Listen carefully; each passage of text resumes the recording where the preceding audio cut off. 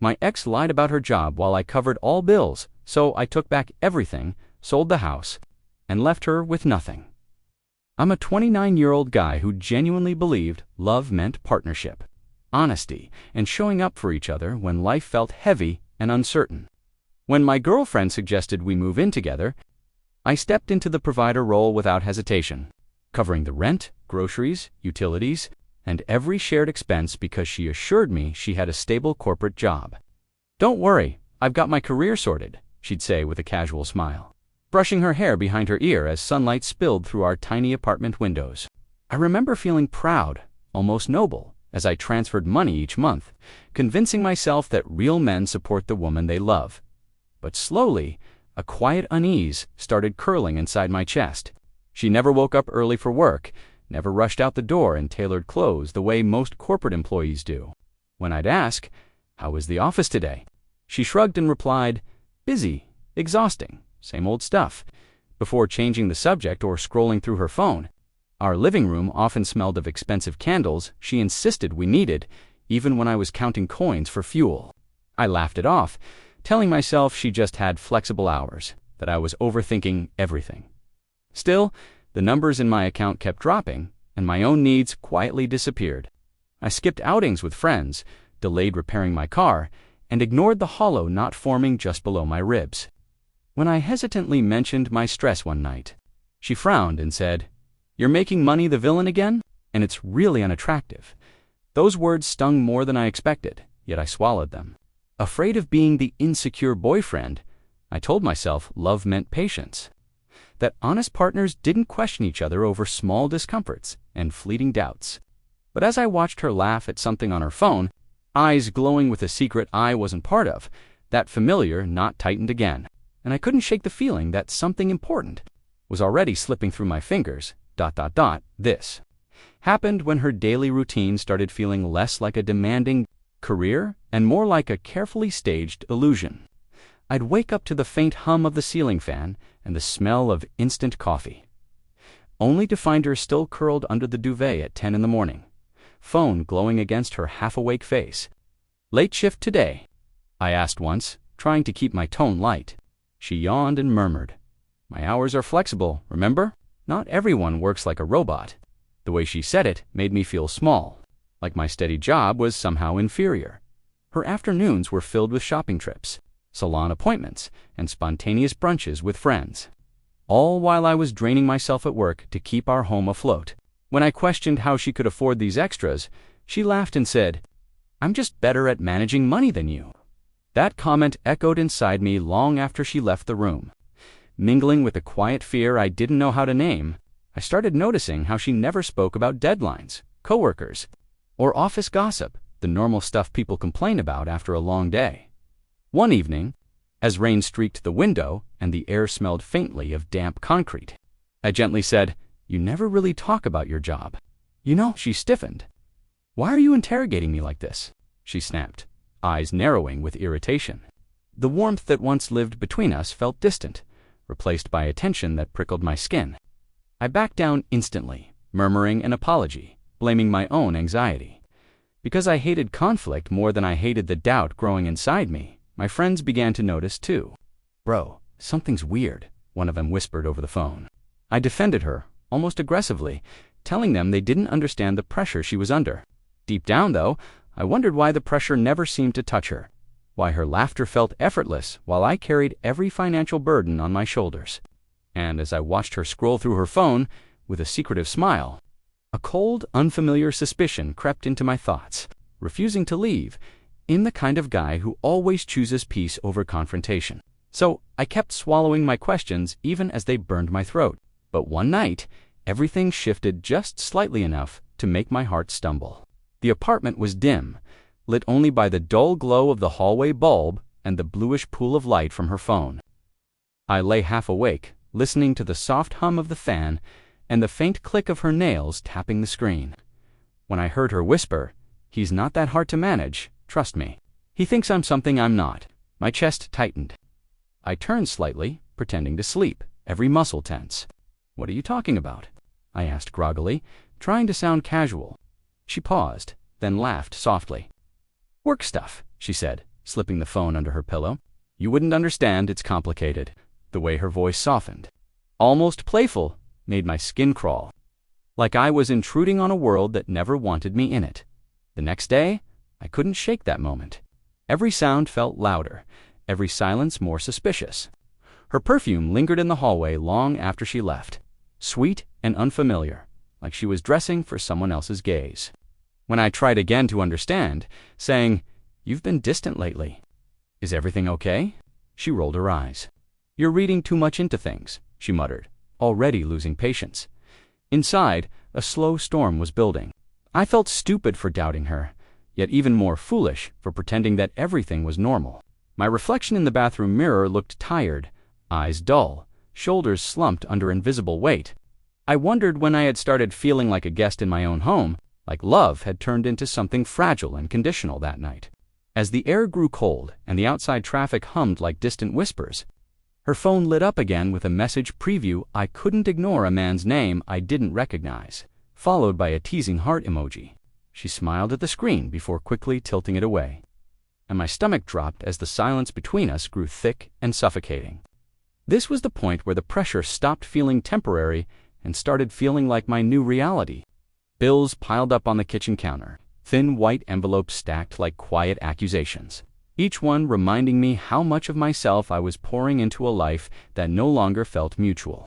I remember standing by the sink, the sharp scent of dish soap filling the air, whispering, "We need to slow down on spending for a bit." My voice barely steady. She didn't even look at me. "So now you're blaming me for your stress," she snapped, tossing her phone onto the couch with dramatic force. Inside, I felt something twist, a mix of guilt and confusion that I couldn't untangle. I wasn't blaming her. I just wanted reassurance, transparency, maybe even partnership. Instead, she crossed her arms and said, "You're the one who insisted on taking care of everything, remember?" Her words landed like cold rain, washing away any confidence I had left. I started questioning my own memory, my own intentions, wondering if I had somehow created this imbalance. That night, as the dull glow of the TV washed over the room, I tried again, softer this time. "I'm just overwhelmed. I feel like I'm carrying this alone." She let out an exaggerated sigh. "You're so dramatic lately. I can't even breathe without you analyzing it." The way she said it made my chest ache, like I was asking for too much by needing emotional safety. I watched her scroll through her phone, nails perfectly manicured, while my mind replayed every sacrifice I'd made, the canceled plans, the dreams quietly shelved in the name of love. The air felt heavy, almost suffocating, and the faint flicker of neon from outside broke through the curtains like a weak apology from the night. When she finally stood up and said, "I'm going out, don't wait up," without explaining where or with whom, something dark settled in my gut. I nodded silently, listening to the door click shut, the echo of her heels fading down the hallway, and the unspoken question burning inside me grew louder than ever. By the time she came home that night, the air between us felt sharp enough to cut skin. The clock on the wall ticked loudly, each second stretching like it was daring me to speak. "Where were you?" I finally asked, trying to keep my voice calm, almost gentle. She dropped her bag on the floor and scoffed. "Unbelievable. Now you're turning into some paranoid boyfriend, too." The word paranoid wrapped around my chest like a tightening rope. "I'm not accusing you," I said, hands trembling slightly. I worry. This doesn't feel right anymore." She laughed, a dry, humorless sound that echoed off the walls. "You're the one making it feel wrong," she replied, folding her arms. "You're suffocating me with your insecurity." Her words slithered into my mind, forcing me to question my own emotions, my own reality. Until I felt like the unstable one for even speaking, the apartment felt colder, like the warmth that once filled it had been drained out completely. I stared at the floor, the faint scuff marks near the door, where we had once danced barefoot on lazy evenings, and wondered when love had started feeling like punishment. "I'm just trying to understand you," I whispered. But she shook her head with frustration. "You don't trust me, and that's your problem, not mine." Inside, confusion twisted into self-blame. Maybe I really was overreacting. Maybe she was right, and I was creating problems that weren't there. That thought scared me almost more than her silence. When I tried to apologize, she cut me off. "I need space from your constant emotional drama," she said coldly. Turning away as if I were already someone inconvenient, I watched her climb into bed without another word, her back facing me, and the faint scent of her perfume filled the room, both familiar and unfamiliar at the same time. I lay there staring at the ceiling, heart heavy, mind spiraling, wondering how love had become something I needed to beg for. And as her phone screen lit up briefly with another message, she quickly silenced. My stomach tightened, a quiet dread whispering that whatever she was hiding was closer than I realized. I'm a 29-year-old guy who thought my heart had already been bruised enough, but nothing prepared me for what I uncovered that week. It started with a casual message from an old acquaintance, someone who vaguely recognized my girlfriend from a private social event. "Bro, I don't know how to tell you this, but your girl, she's not working any corporate job," he typed hesitantly. "She's been doing private arrangements. Rich guys. Discreet stuff." My hands went numb, the phone nearly slipping from my grip as the room around me blurred. I confronted her that same evening, the air thick with tension and the sharp scent of her perfume lingering in the doorway. "Tell me the truth," I said, voice cracking. "What kind of job do you actually have?" She froze, eyes darting away before hardening. "You invaded my privacy," she snapped, trying to dodge the question. "Don't flip this on me," I whispered, my heart pounding louder than my thoughts. "Are you sleeping with other men for money?" There was a long silence, heavy and suffocating. Then she sighed, like someone bored of a tired conversation. "It's not what you think," she muttered. "It's just arrangements. They pay well, that's all." I needed security. Her words hit like a physical blow, every memory twisting into something grotesque. The late nights, the expensive gifts, the guarded phone calls. Suddenly, it all made sickening sense. "You let me pay every bill while you did this behind my back." I choked out. She shrugged, almost indifferent. "You said you wanted to take care of me," she replied coldly, like that somehow justified the betrayal. My vision burned, eyes stinging with humiliation and rage I didn't know how to release. The walls felt like they were closing in as I backed away from her, my own home suddenly foreign and suffocating. I wanted to scream, to disappear, to rewind time and erase every sacrifice I'd made. But instead, I stood there frozen, staring at the woman I thought I loved, realizing I'd been nothing more than a convenient safety net, and she wasn't even sorry. I wish I could say I walked away with dignity that night, but the truth is, I just stood there, hollow and shaking, trying to understand how the woman I loved could look at me with such calm detachment. "You don't even regret it?" I asked, my voice breaking like dry glass. She leaned against the counter, scrolling through her phone as if this was just another minor dispute. "Why should I?" she replied, not even meeting my eyes. "I did what I had to do, and you benefited too." That sentence struck something deep inside me. "Benefited?" I repeated, bitter laughter escaping my lips. "I drained my savings, my sanity, my entire sense of self for you." She rolled her eyes. "You're being dramatic again," she sighed. "You chose to spend that money. Don't act like a victim now." The casual cruelty in her tone made my stomach twist, like she was erasing every moment I'd cherished. The room felt smaller, the air stale and suffocating. I could hear the faint buzz of the refrigerator and the distant traffic outside. Sounds that used to soothe me, but now only amplified the silence between us. "So what was I to you?" I whispered, barely able to hold her gaze. She paused, lips curling into something close to boredom.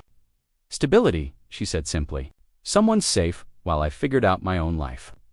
Those words hurt more than any apology could ever heal. My chest tightened, as if someone had reached inside and squeezed my heart until it ached. I remembered the nights I held her when she cried, the mornings I kissed her forehead before leaving for work, the way I once believed she was my future. None of it mattered to her. I was just a convenience, a buffer between her and uncertainty.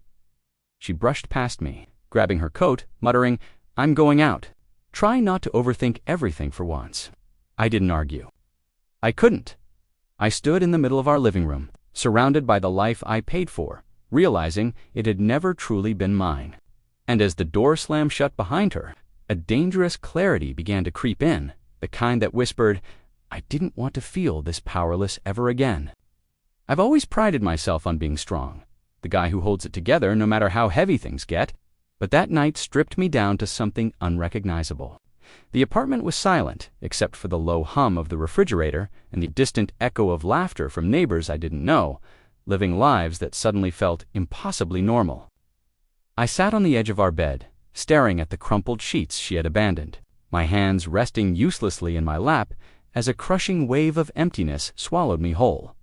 Every memory replayed in brutal detail. The first time she said she loved me, the way I smiled when she called me her rock, the promises whispered in the dark that now felt like cruel jokes. My chest tightened so painfully I had to press my palm against it, as if that could hold my heart together. How did I become this stupid? I muttered, my voice echoing weakly off the walls. The room smelled faintly of her perfume, sweet and suffocating, a reminder that even the air still belonged to her. I checked my phone obsessively, hating myself for hoping she'd text or apologize. Nothing, just silence. And then, a social media notification appeared, a photo she'd posted hours ago, smiling effortlessly beside a man I didn't recognize, her hand resting casually on his arm. My vision blurred as my throat constricted. "So this is who you are?" I whispered, tears finally escaping despite every attempt to hold them back. I slid down onto the cold floor, my back pressed against the side of the bed, knees pulled tightly into my chest. The hardwood stung through my clothes, grounding me in a reality I didn't want to accept. I felt humiliated, disposable, like a broken tool thrown away after being overused. For the first time, a terrifying thought crossed my mind that maybe this was all I was worth. And as I lay there, staring up at the shadowed ceiling, the realization settled in that I had lost everything, and she still had complete control over what remained of me. I'm not sure what finally snapped inside me, but sometime between the cold floor and the empty silence of that night, something shifted from despair into a quiet, dangerous clarity. I stared at the ceiling and whispered no more, though my voice still trembled, unsure if it belonged to courage or exhaustion. The apartment around me felt different now. Every piece of furniture suddenly just objects I had paid for, not symbols of love. As dawn crept in through the blinds, painting pale lines across the walls, I realized crying wasn't going to change what she had done to me when she finally came home hours later. Smelling faintly of unfamiliar cologne and city air, I didn't confront her. I didn't beg. I didn't plead. Instead, I watched her move around the kitchen like nothing had happened, and for the first time, her presence didn't control my breathing. "You're quiet today," she remarked, glancing at me suspiciously. I forced a vague half-smile. "Just tired," I replied, swallowing the storm building behind my ribs. Inside, a plan was beginning to form. I started thinking about every document, every payment, every signature that tied us together. The lease, the bank statements, the savings I had nearly destroyed trying to keep her comfortable. My mind replayed the word she used so casually, stability. And I realized how ironic it was that she had no idea how easily that stability could disappear. Later that afternoon, I stepped outside alone, the crisp air brushing against my face like a wake-up call. I sat in my car, fingers gripping the steering wheel, and dialed a number I'd never imagined needing. "I need legal advice," I told the voice on the other end, heart pounding with equal parts fear and determination. Saying it out loud felt unreal, like crossing a line that couldn't be undone. Back inside, she laughed on her phone in the bedroom, unaware that every breath I took was now fueled by something colder than hurt. I wasn't ready to confront her yet, not until I knew exactly how to take back what she stole from me. And as I listened to her carefree laughter echo through the hallway, I wondered how she'd react when she finally realized the ground beneath her was already starting to crack. I'm a 29-year-old guy who finally learned that silence can be louder than screaming, and in that uneasy calm, I began moving pieces she never saw coming. The lawyer's office smelled faintly of old paper and polished wood as he flipped through my documents, nodding slowly.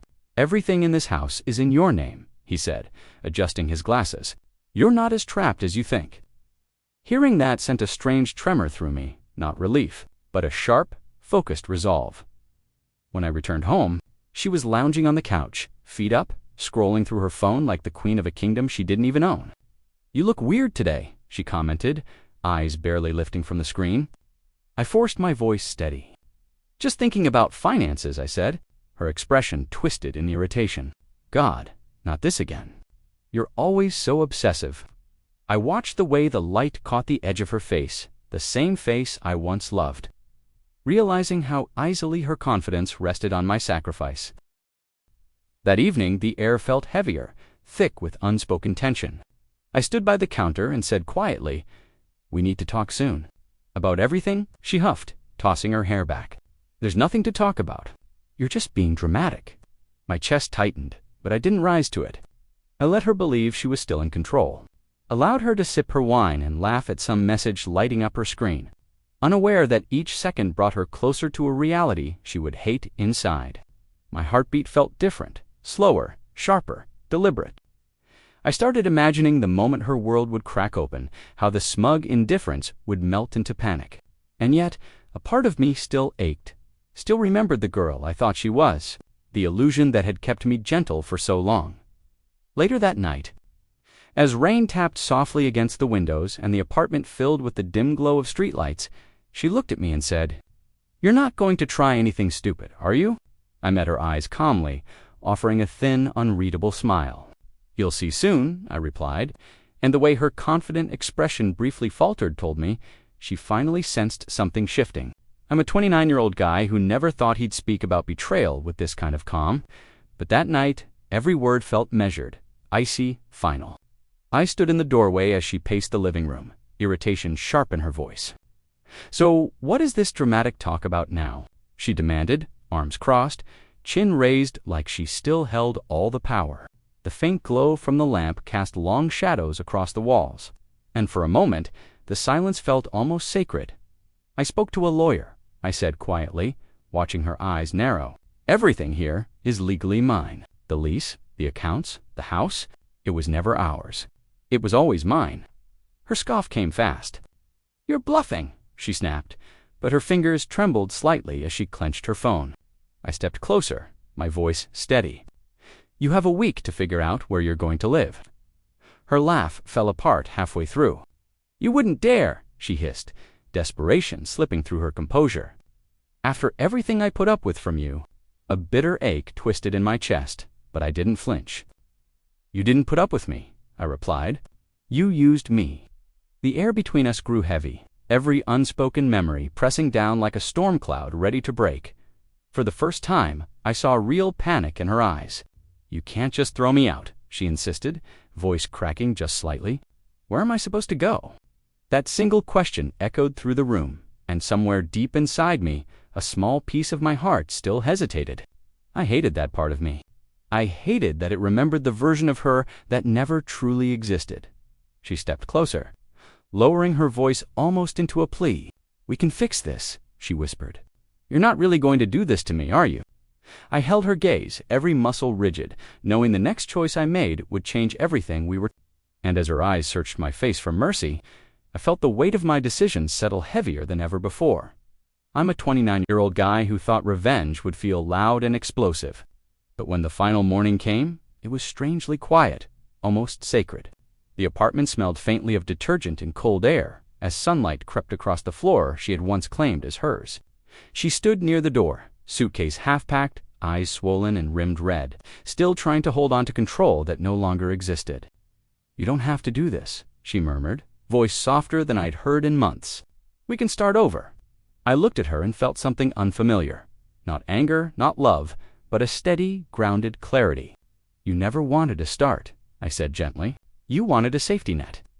My words didn't come from hatred, just truth, raw and undeniable. She shook her head, desperation creeping into her tone. "You're really going to leave me with nothing?" I inhaled slowly, the cool morning air brushing against my skin like a final reminder that I was still breathing, still alive. "I'm leaving you with exactly what you gave me," I replied.